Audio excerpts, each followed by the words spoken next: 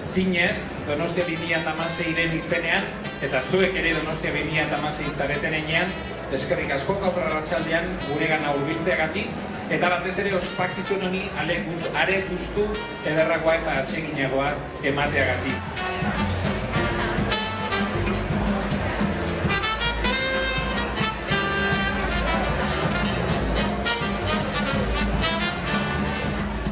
Estamos aquí para celebrar que el proyecto sigue creciendo, para celebrar que mañana es el Día de Europa y que es un proyecto que presentamos en el marco de la Capital Europea de la Cultura, se presenta en el marco de Europa, para celebrar también que un grupo de expertos que estuvo evaluando nuestro trabajo consideró que estábamos progresando adecuadamente y que seríamos merecedores del premio Melina Mercury, que va una pequeña paréntesis para explicar que Melina Mercury fue la ministra griega de Cultura que, si alguien todavía no lo sabe, creó las capitales europeas de la cultura, que es esta persona que produjo el proyecto que ahora mismo nos tiene aquí sometidos a esta cantidad de trabajo ingente.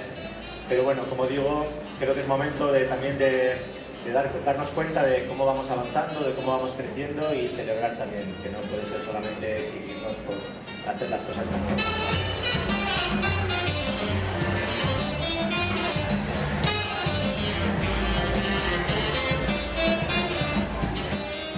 Cuando Pablo me vino a preguntar si yo haría un pincho para 2016, dije que sí, claro, evidentemente que sí. Para mí el pincho ideal o el pincho originario es la Gilda. Y la Gilda se hizo en honor a Rita Hayworth, a otra actriz.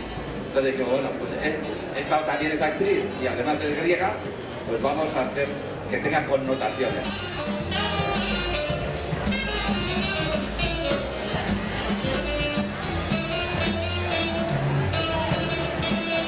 A todos los cocineros y cocineras donostiarras, un gran abrazo, así como a todos los demás que no seáis de nuestra profesión. Pero yo creo que este pincho sea de todos.